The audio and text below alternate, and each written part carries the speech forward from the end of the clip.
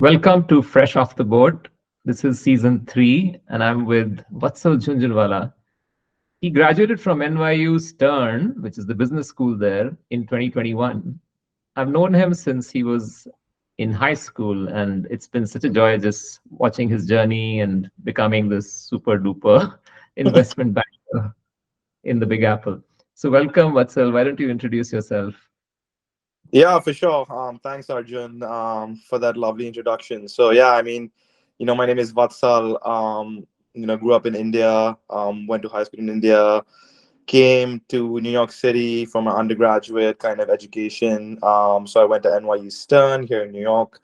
Studied finance and computing and data science. Graduated in 2021. I've been kind of working in the city ever since.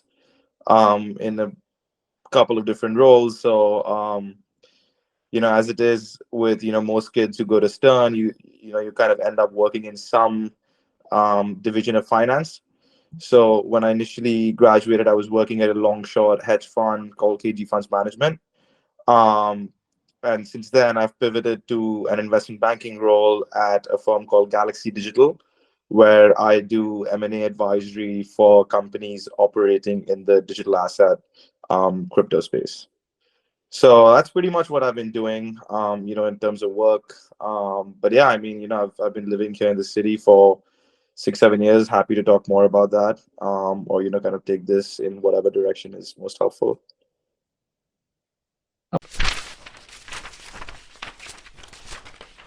Applying to business schools as an undergrad doesn't really offer too many choices when it comes to highly selective business programs in the United States. So you have the usual NYU Stern, of course, but there's UPenn, Wharton, there's Cornell, Dyson, and a few more like UC Berkeley, Haas, UMich, Ross, UVA, etc.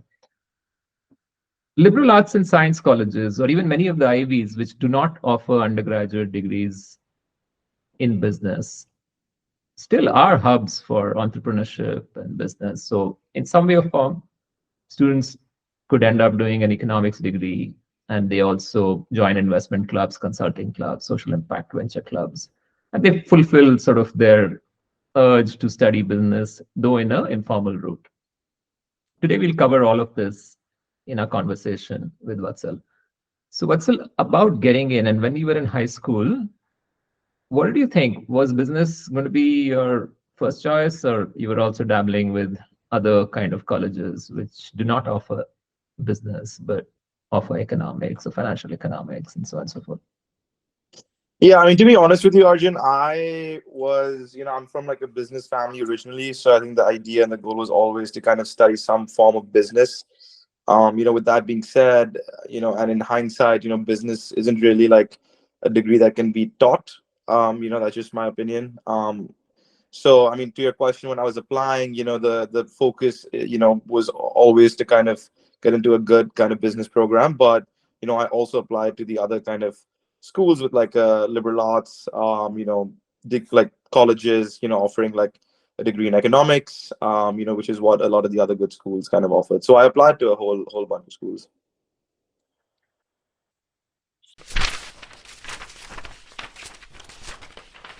The application process is always something most students want to know about when meeting students like you who were successful at the time of applications. So, what do you think an application to a school like NYU Stern, and how is it different? What are the things that you feel a applicant should know, as well as what do you think a student should do, maybe starting off early in maybe 10th grade or 11th grade to start building their profile, for the lack of a better word, and then tell their stories, craft their stories in a way that is super enticing and eye-catching. Yeah, for sure. So I think there's like certain check marks, right, that you're kind of advised to kind of fill when you're applying. So like good grades, good SAT score, have your essays kind of tightened up, have a good resume, extracurriculars. So like I think all of those things are obviously very important. People, all universities that you will apply to, look for them. I think, one takeaway that I've had, which may not necessarily answer your question, is, most kids, at least I see, when they are ranking colleges that they want to go to, they usually follow the rankings are in order of prestige, right? So for me, it was, UPenn is supposed to like be an Ivy, like the most prestigious kind of business school. So that's number one. And then maybe like Stern is number two, and some of the other colleges are like henceforth. I think there is this concept of fit, which is very important. I know people who went to Stern who absolutely did not like it. And I know kids who went to Stern who loved it, right? For me, for example, I loved going to Stern, and I don't think I could have imagined myself going to another school. The key thing there is Stern doesn't really have like a full-fledged like campus like some of the other colleges, right? So that's kind of one thing that you don't get when you go to Stern, but you get access to New York City, right? So I mean, what I'm trying to say is that like I think it's super important to kind of know what's important to you, if possible, like go and visit these schools before you make a decision on kind of where you want to go. All right. So, but more about the application, though. I know it's going to jog down memory lane. What do Yeah. you remember about your essays or the NYU interview, or any other interesting tidbits from the time when you were applying? Things that you put in extra effort to finish a few internships, maybe do a pitch deck competition, or anything else that you felt was interesting at the time. Yeah, so I think, sorry, I digress, but in terms of the actual application itself, obviously I did the SAT, I did two subject tests, so I did math and I did lit. Um, I, in terms of my extracurriculars, I was a drummer. So that was one of the key highlights on my application. I'd done, summer school at Berkeley, which is like a music college in Boston. I'd done a bunch of things, with like reality shows and the rock school like graded drums exams. So like those were all things that I highlighted. I was also a golfer. I wasn't like too great at anything, but that was also part of my application. Student government, I was president of my school, which was important. That also was a big part of the essay that I wrote. So obviously, I think most people know when you're applying, there's a personal essay or a personal statement that you have to write, which is a pretty meaningful and important part of the application. I remember when I was, doing this process with you and your team, how many turns that went through before the final version was submitted. So I remember all that. So that was definitely something that I spent a bunch of time on. And yeah, I mean, I think good grades were important, in school. So that was just kind of something that I was doing on the side. So I think those were like the key things. The interview, I don't remember that being too intense. I think it was like fairly casual from what I remember. But I think these are some of the other things that were important.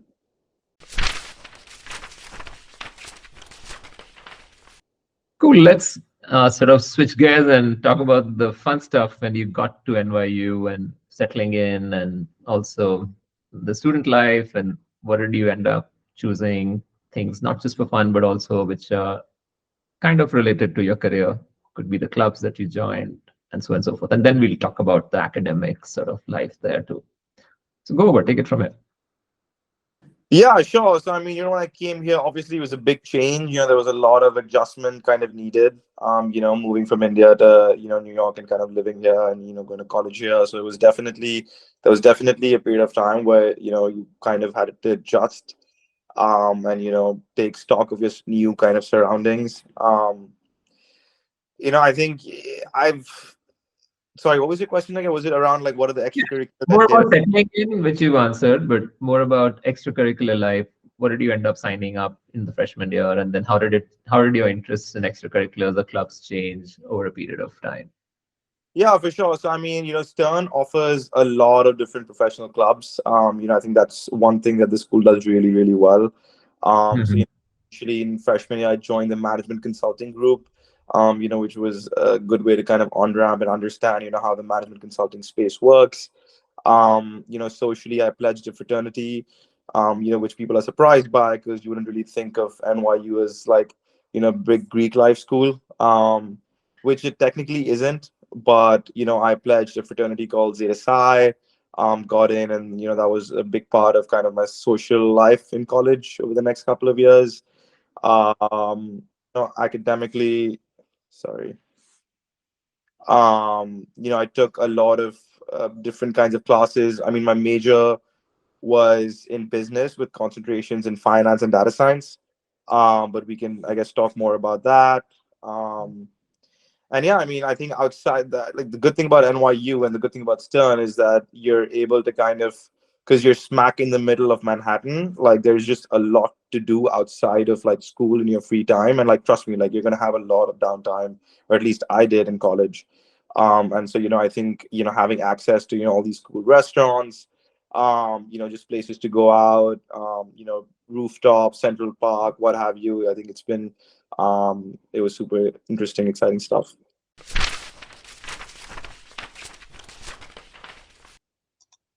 That's awesome. So, when you said that you did have a lot of downtime, so it seems that you were able to grapple with the academics pretty well. What is it like studying at NYU Stern? What courses do you sort of end up choosing in your first year? What are the gen ed requirements, electives, different concentrations?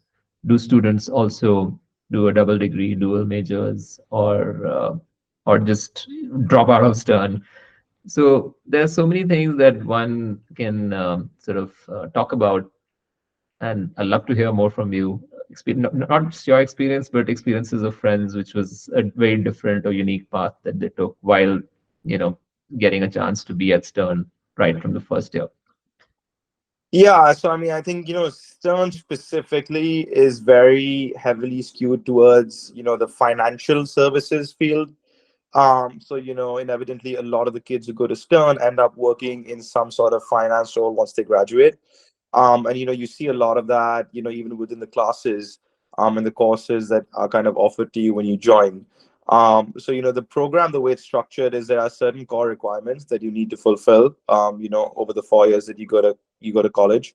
But Stern also allows you a lot of flexibility into, in terms of like what other classes you want to take. So again, I don't remember exactly, it's been a little while, but I think there were like maybe 6 to 7 classes. There's like one basic writing class, one basic math class, one basic accounting class, that every single student had to take. And then on top of that, you take classes based on what your major is. So for me, that was finance and data science. So I took classes on like equity val, which is equity valuation, statistics, social media and digital marketing. I took a class on fintech. I took a class in financial modeling. So there's really a lot of kind of opportunity and diversity into like what you can study at Stern. Um, but the one thing again, like I mentioned, is the focus is really on finance. So if you're not looking to do finance, you can do other stuff, but just know that most of your peers and the people that you speak to and the clubs you join are going to be heavily focused on sort of that financial services path.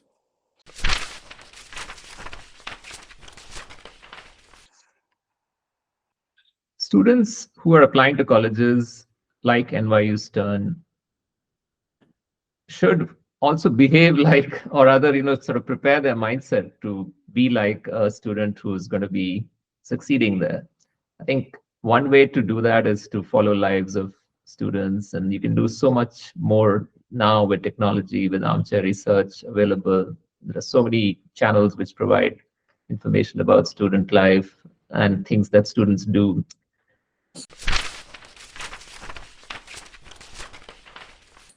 So there's this aspect of combining what your major is, but also participating in specific clubs. In your case, it could have been the investment club, the consulting club, and many others.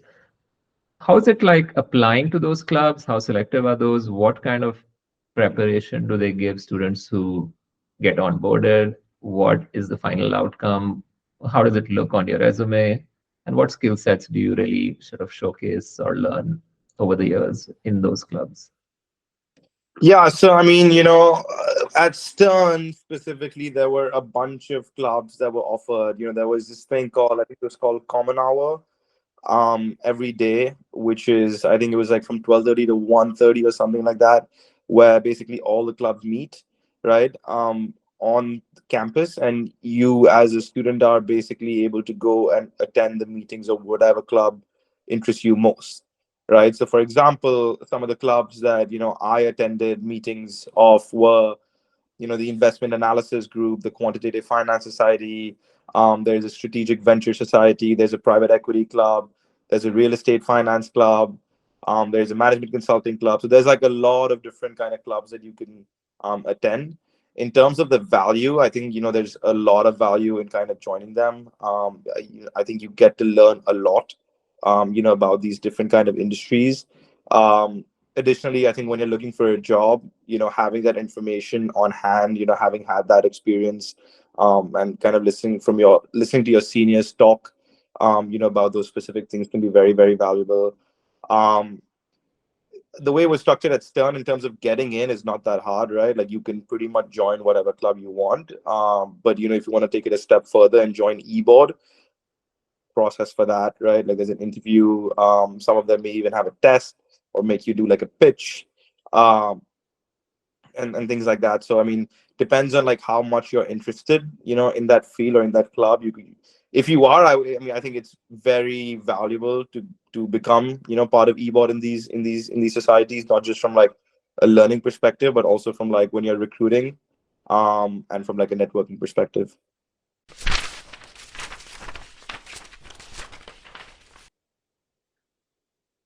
Another question that, circling back to the application stage and doing research, specifically about NYU, there are what, 12 different colleges within NYU, and students can sort of have interesting choices in terms of majors or interdisciplinary programs.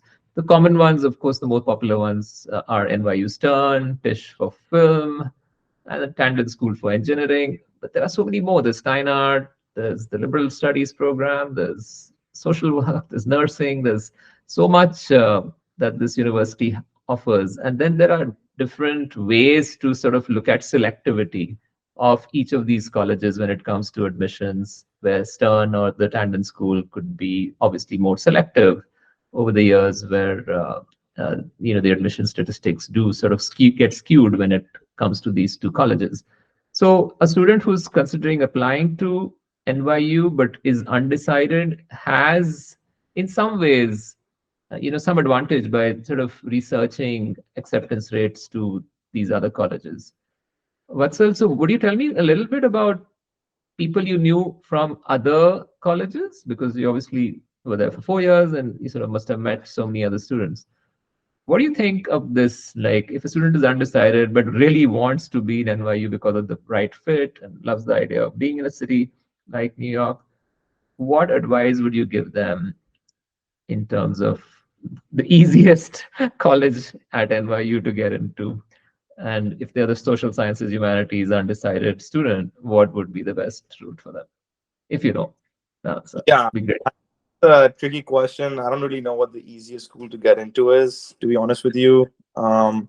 I do know that it's hard to transfer into Stern if you go to a different school. So I know kids who were at CAS, for example, who transferred into Stern. There were only like one or two that I knew, and those kids crushed it, right? Like those kids had like 4.0 GPA and like they did all the right things. So I mean, just looking back, right? Like if I had gone to like a CAS, I don't think I would have been able to transfer into Stern just because of how competitive it is. So that's the one thing I do know. As far as getting into NYU, I mean, I'm not really sure what the accept. I think Gallatin is one of the easiest schools to get into. I think that's the one where you can make your own major. Um, but I don't really know too much about it. I think Cass is relatively easier to get into as well as Tandon.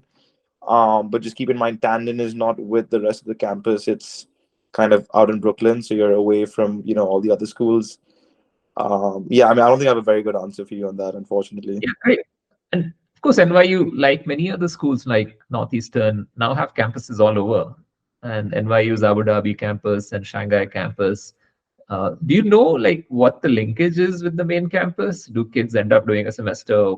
Do you interact with those kids? Like, what is the integration like with students studying in those distant campuses? Yeah, I mean, study abroad is actually a pretty key part of the curriculum at Stern specifically. I don't know about the other colleges.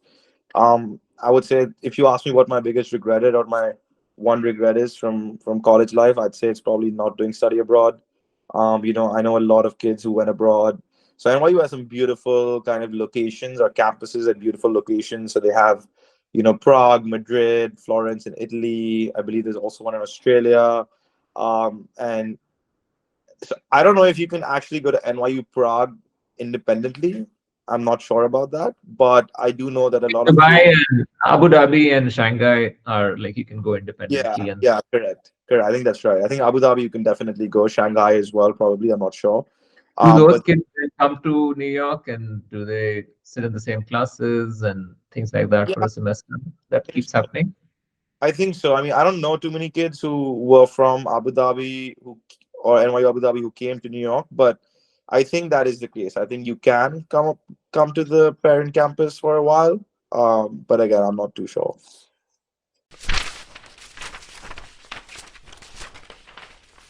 Awesome. All right, so now let's switch to your job search and internships and preparation for the current role that you have at Galaxy.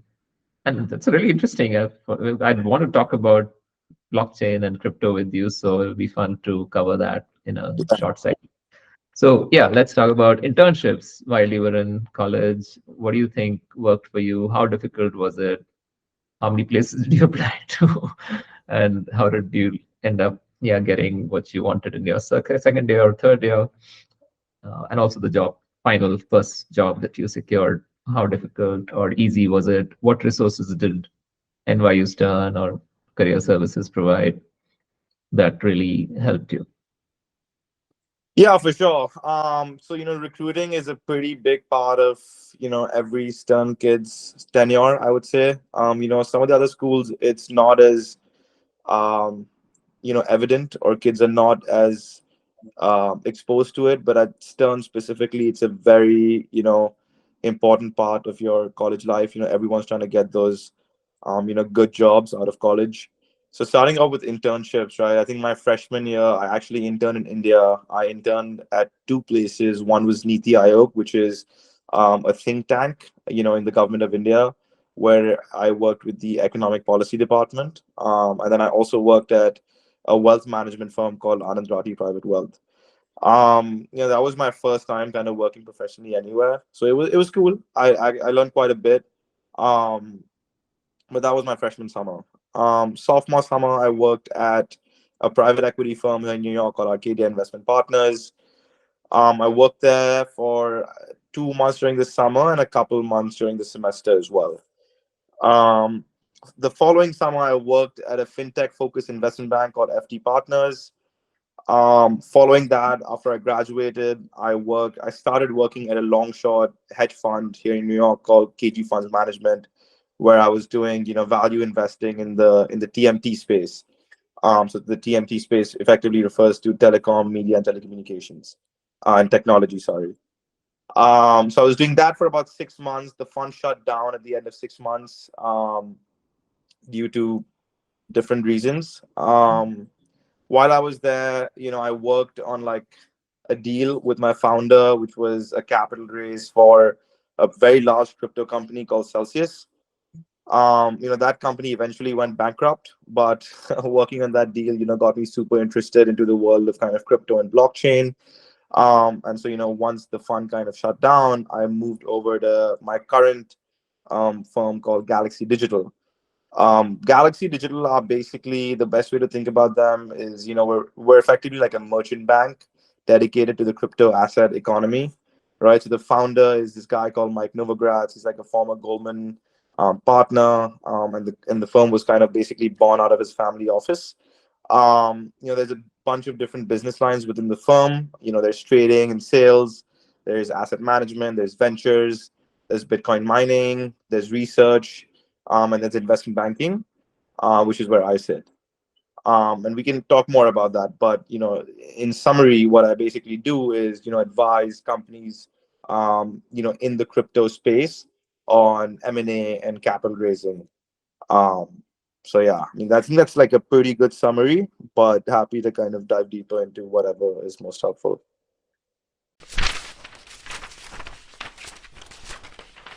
So since I have you, it's a very good opportunity.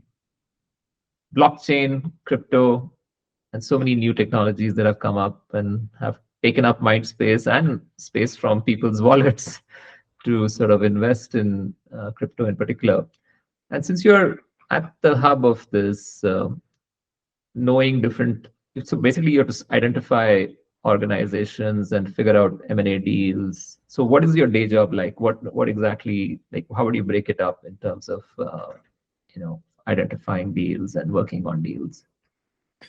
Yeah, so I mean, effectively, we work as like advisors to all these large companies in the crypto space. So you can think of like, Coinbase, Kraken, Brevin Howard. Like I can go on and on, but basically think of like different companies, within the crypto space offering different services. These companies at some point in the life cycle are either looking to raise money, from investors or strategics, or they are looking to execute an M&A. That could mean either they want to sell the company, the founder wants to sell his company, or they are looking to acquire another company. So when any of these kind of strategic alternatives are being undertaken by a company, they would come to someone like us to help them kind of drive that process and execute that transaction for them. So what that translates into day to day for me is, when I'm on live deals, live engagements, where we are mandated by a client. The process of like an M&A deal, for example, in short, is you'll meet the company. You'll pitch first. A lot of different banks usually will be pitching to win that mandate. Assuming you win that mandate, you get engaged. Once you get engaged, during the initial phase of a deal, you're doing a really deep dive into that business, really understanding, how does the business make money, what are the different products and services. And your goal is to basically try and position the company in the best way possible. So when a potential acquirer or like an investor is looking at the company, they're more likely to kind of invest or make a bid or whatnot. So, as an associate, which is what I am, you're running with like the financial model, which is a pretty key part of the marketing materials, as you call it, which is where you're basically trying to show, a potential investor, how does the business make money? What is the business's financial health? And, what do its key metrics and financials look like 2 years out, 3 years out from now? So that's pretty much the goal of that. You're also making a lot of presentations, outlining sort of the qualitative aspects of a business.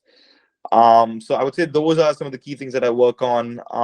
Once that's done, you kind of take the company to market, you take the deal to market. So you start talking about, you start talking to different investors, see kind of where their heads at, they're interested. Then there is this entire phase of due diligence, where the investor will kind of ask a lot of questions, really do a deep dive into the company themselves. Once they kind of zero in, and have learned enough about the business, they'll usually make an offer. Then there's a lot of negotiating involved, and you finally sign the deal. So I don't know if that's too much, but that's like pretty much what investment bankers do.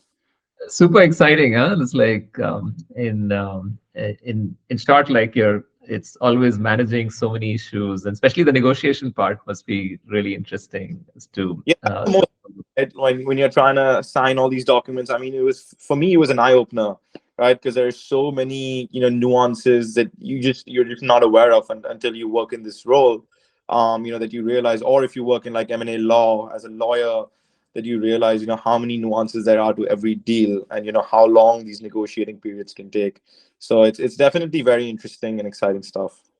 Yeah, so for an investee profile could be so different based on the founders, whatever whims, and the investors too would have their own ways of operating. And then the legal aspect, the due diligence. It's super exciting living the New York life.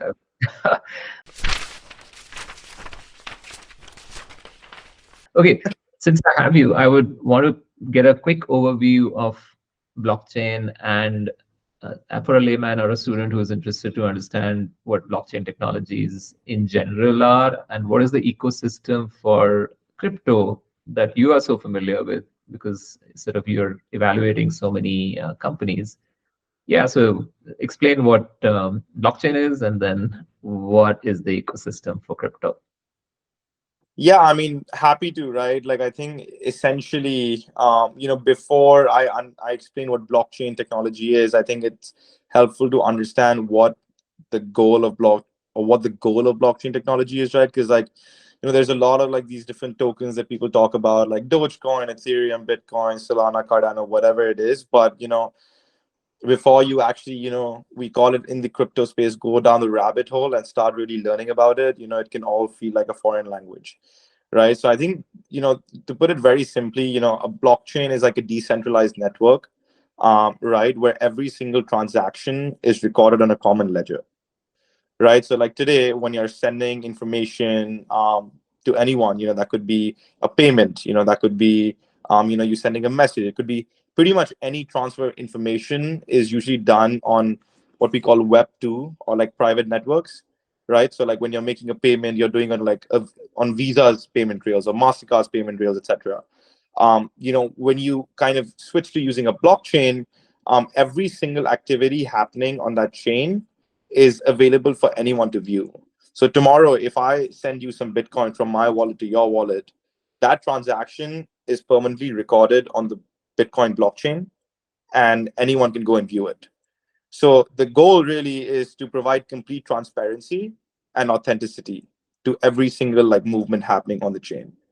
Um, Within the crypto, and the second part of your question was, really what are the different companies within crypto, that are doing well. So I mean, I think the largest companies naturally are the exchanges, right? So in India, you have CoinDCX, you have WazirX, you have all these different exchanges. The largest one in Binance. In the US, you have Coinbase. So those are kind of the big kind of behemoths, right, in the space, the largest companies, which basically allow users, both retail and institutional, to trade these different tokens. Apart from that, without getting kind of too in the weeds, there's this whole like Web3, gaming aspect of it, the metaverse, Web3 gaming. We kind of think of that as one sector. DeFi is another big one, which is basically decentralized finance, right? So today, when you're engaging in any sort of financial activity, be it, making a payment, or borrowing money or lending money, or, taking out insurance or, any sort of financial activity, you're doing it in what we call CFI, centralized finance.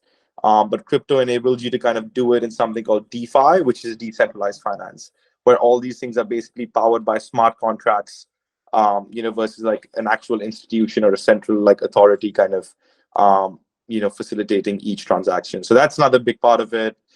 Staking is a big one, which is how, a lot of these blockchains function. You need to stake those tokens. Mining, right? I don't know how familiar you are with how Bitcoin is created, but you mine Bitcoin. So the mining, is a pretty big industry as well. NFTs are again, big part of the industry. They were bigger in 21. They've kind of not done very well since. But yeah, I think those are some of the key kind of verticals.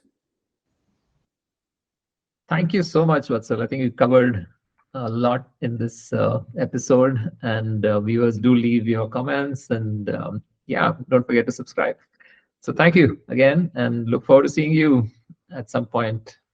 Thank you so Thanks. much. We appreciate it.